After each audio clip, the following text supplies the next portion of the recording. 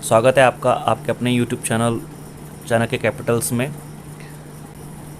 Thumbnail देख के आपने ये तो जान ही लिया होगा कि आज का टॉपिक क्या है। आज हम डिस्कस करने वाले हैं कुछ ऐसे शेयर्स जिन्हें घंटा फर्क नहीं पड़ा टोटल मार्केट के क्रैश में। जो ये कोरोना महामारी जो ये चीन से फैली है उसकी वजह से पूरी दुनिया के मार्केट क्रैश है। भारत का मार्केट भी काफ़ी क्रैश हुआ, पर इन सब से कोई फ़र्क इन शेयर पे नहीं पड़ा, और अगर पड़ा भी है तो बहुत कम पड़ा है।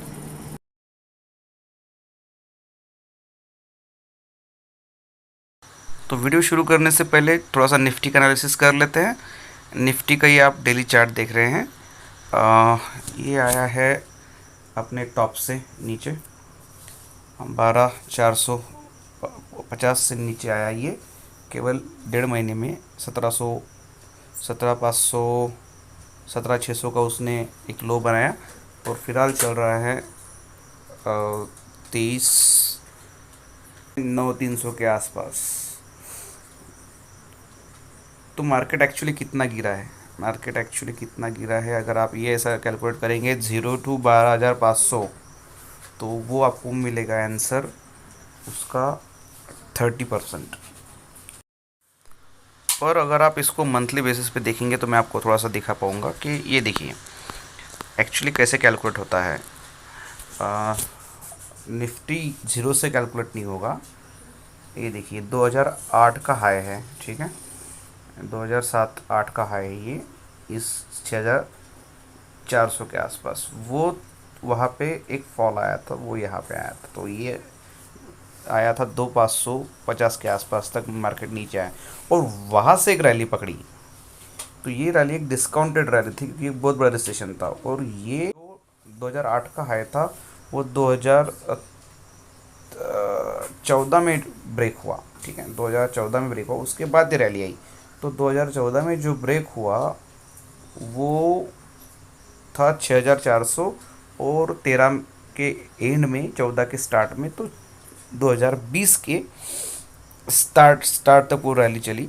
तो ये टोटल 6,000 पॉइंट की रैली थी, और जितना मार्केट ने कमाया 6 साल में 6,000, वो मात्र 2 महीने में उसका 50% से ज़्यादा अमाउंट उसने लूज़ कर दिया। तो market is very very risky. तो आप अगर कोई आपसे सवाल पूछता है कि मार्केट एक्चुअली कितना गिरा है, तो आप दो तरीके से बता सकते हो कि जो रिसेंट रैली है उसका मार्केट 50% डाउन है, या फिर टोटल में अगर आप बोलेंगे तो मार्केट 25% डाउन है अपने ऑल टाइम हाई से। दोनों आंसर सही है, दोनों आंसर गलत है, आप जैसा सच्चे समझे ठीक है। ये मंथली डेटा मैं दिखा रहा हूँ आपको। तो देखिए 2008 के लो को मैंने 2012 के लो से जोड़ा तो मुझे एक लाइन मिली, और ये लाइन कभी भी ब्रेक नहीं हुई इतने सालों में, जो अब भी ब्रेक हुई, ये अभी ब्रेक हुई 2020 में। और पहली बार मार्केट यहाँ से नीचे क्लोज़ हुआ, और अभी उसी के नीचे है। तो मुझे डाउट है कि जब तक ये लाइन के ऊपर फिर से क्लोज नहीं होता मार्केट, ठीक है, ये लाइन के ऊपर मार्केट अभी भी थोड़ा सा डाइसी रह सकता है, नीचे जा सकता है। कितना जाएगा?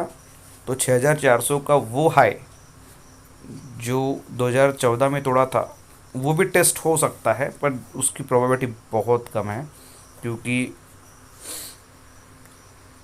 तो फिर 100% इन टोटल रैली और 50% फ्रॉम ज़ीरो वो डाउन माना जाएगा। तो ये बहुत बड़ी बात हो जाएगी। यही हाई मार्केट ने तोड़ा, यही बहुत बड़ी बात है। यहाँ तक आने की संभावना वैसे कम है, पर आ भी सकता है। चलिए, ये हो गया ओवरऑल निफ्टी का एनालिसिस। अभी हम आगे बढ़ते हैं।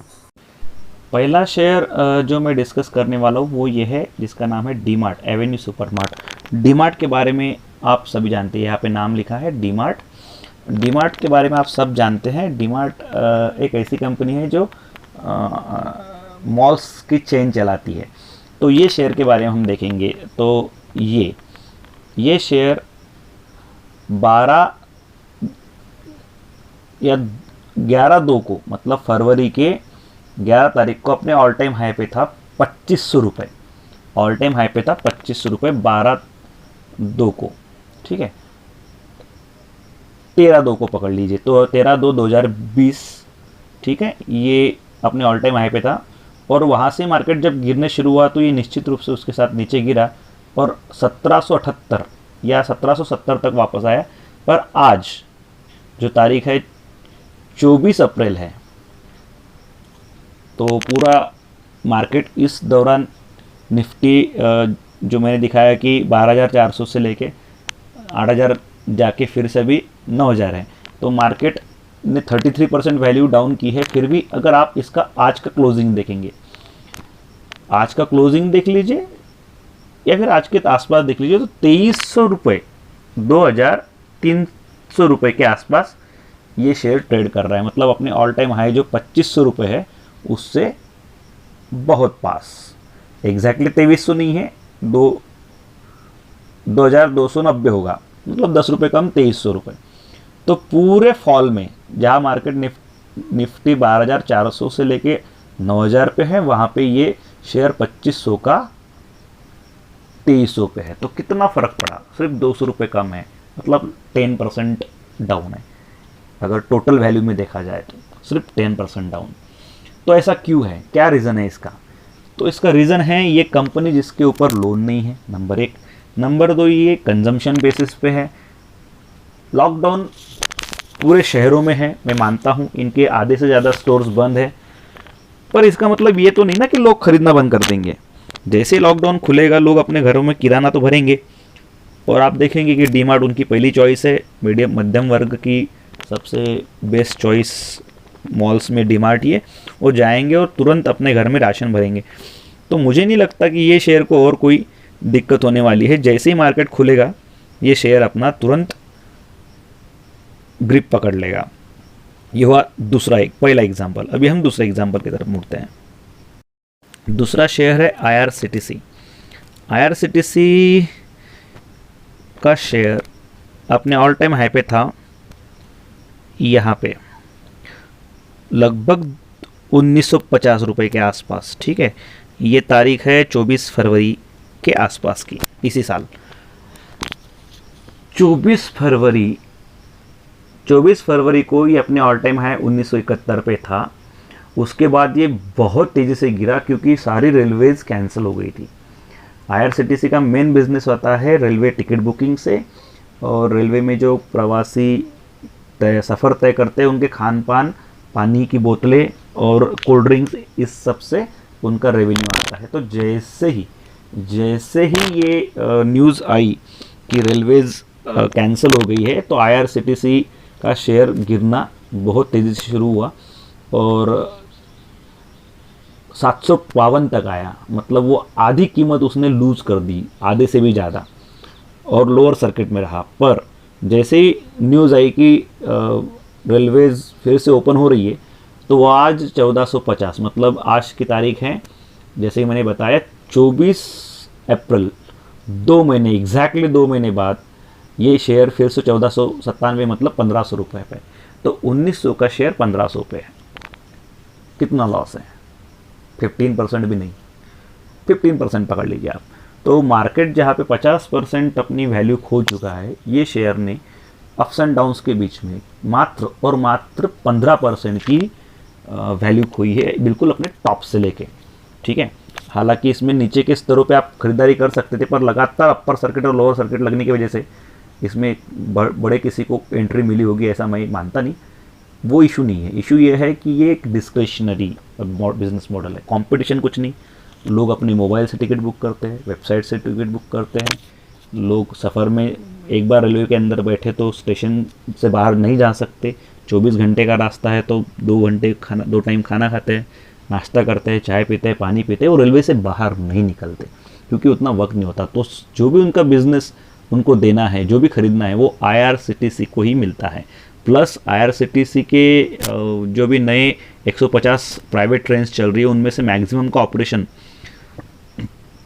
IRCTC को मिलना है। जैसे महाकाल एक्सप्रेस हुआ, तेजस्वी, तो इनका बिजनेस जैसे लॉकडाउन खुलेगा तुरंत बढ़ जाएगा। तो ये एक दूसरा शेयर है जिसको बहुत ज़्यादा फर्क नहीं पड़ा। अभी मैं आपको कुछ ऐसे शेयर दिखाऊंगा जो बल्कि गिरने से बजाय शायद चढ़े भी है। ठीक है, मैं आपको दिखाता हूँ। तीसरा शेयर है हिंदुस्तान यूनिलीवर। ये देखिए यहाँ पे इसका नाम लिखा है हिंदुस्तान यूनिलीवर। मार्केट अप्रैल महीने में अभी है और फरवरी महीने में ऑल टाइम हाई था। ठीक है, तो ये 24 अप्रैल या 25 अप्रैल में ये शेयर की प्राइस थी 2271। ठीक है, जब मार्केट 12,400 था, ये था 2271 रुपये। ठीक है, मार्केट ऑल टाइम हाई पे था, ये था 2271। हिंदुस्तान यूनिलीवर की मैं बात कर रहा हूँ। वहाँ से मार्केट गिरा 50%, ये भी नीचे आया 1792, मतलब 1800 रुपये तक नीचे आया और उसके बाद ये ऊपर चढ़ा और 2500 रुपये के आसपास गया। आज का लेटेस्ट भाव इसका है 2317। ठीक है, 2317 कुछ है क्लोजर, ये यहाँ पे दिखा है 2317 रुपये क्लोजर है। मतलब क्या कि ये मार्केट जब 12,400 पे था तो ये 2250 पे था और आज ये 2300 के ऊपर है, मतलब 50 रुपये ऊपर है, जबकि मार्केट 50% डाउन है। अगर पूरी रैली देखी जाए 6,400 से लेके 12,400 की पूरी रैली, आज मार्केट 9,000 है, तो 50% डाउन है। निफ्टी 50% डाउन है, ये शेयर 50 रुपये ऊपर चल रहा है। क्यों भाई? ये हिंदुस्तान यूनिलीवर है। ये क्या बनाता है? सारे खाने पीने के और डेली कंजम्पशन के आइटम बनाता है। लॉकडाउन है पर किराने की छूट है, लोग किराना ला ही रहे हैं। टूथपेस्ट, टूथब्रश, डालडा, मैदा, साबुन, टिकिया, लक्स, जो भी है वो सब ला रहे हैं और कंज्यूम कर रहे हैं।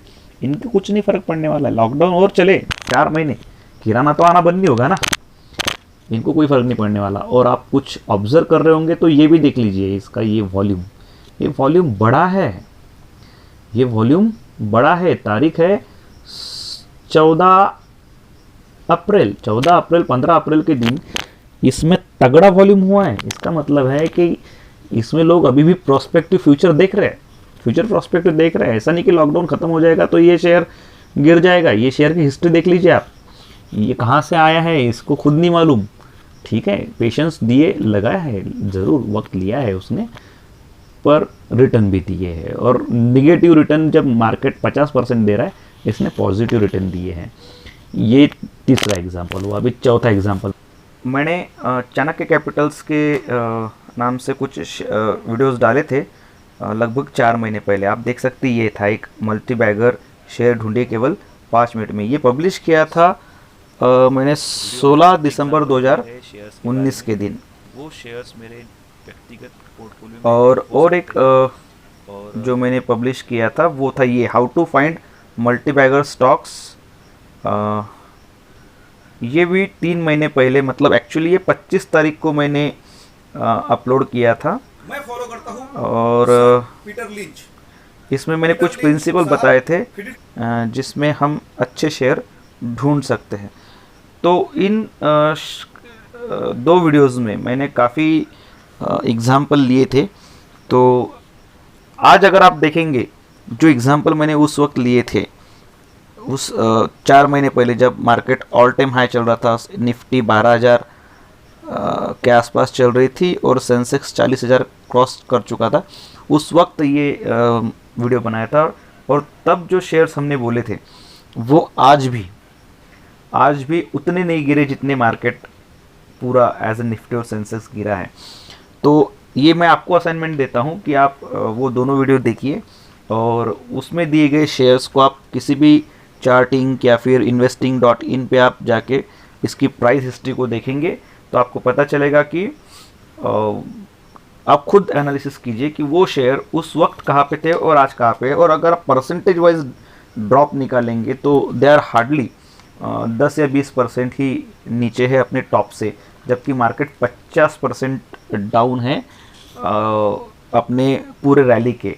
मैंने 50% बोला है क्योंकि 12,400 से मार्केट 9,000 के आसपास है, पर ये मार्केट 6,400 को क्रॉस करके गया था। मैं दिखाऊंगा आपको। तो 2013 में तो 2013 में जो मार्केट 6400 का था वो आज 12400 का 4 महीने पहले था। तो लगभग 6000 पॉइंट की निफ्टी बढ़ने में 6 या 7 साल लगे, पर उसकी आधा परसेंट मतलब लगभग 3000 पॉइंट गिरने में मार्केट को केवल 1 महीना लगा। तो मार्केट रिस्की है, मैं मानता हूँ। बावजूद इसके कि मार्केट अपने टोटल रैली के 50% डाउन है, फिर भी आप उन शेयरों को देखिए जो हमने उसमें डिस्कस किए थे। ये आपका असाइनमेंट है। इसके अलावा बाकी वो शेयर्स जिनको सच में कोई फ़र्क नहीं पड़ा, वो शेयर्स आज हम डिस्कस करेंगे और आप देखेंगे कि वो शेयर्स कौन से हैं। और आप ये भी चेक कीजिए कि जो हमने इस वीडियो में बताया था, how to find multibagger stock, इतने सारे मल्टीबैगर शेयर्स, इसमें दिए गए प्रिंसिपल से वो कितने मैच करते हैं। वीडियो काफ़ी बड़ा हो रहा है, इसलिए यहीं पे रुकते हैं। बाकी शेयर्स जो है उनको हम पार्ट 2 में डिस्कस करेंगे, तो ज़रूर देखिए पार्ट 2 भी। साथ में ही रिलीज़ कर रहा हूँ। बाकी वीडियो छोटा करने के लिए थोड़ा सा प्रयास है, इसलिए मैं आपसे क्षमा मांगता हूँ। Thanks for watching. I really appreciate your valuable time. Thank you.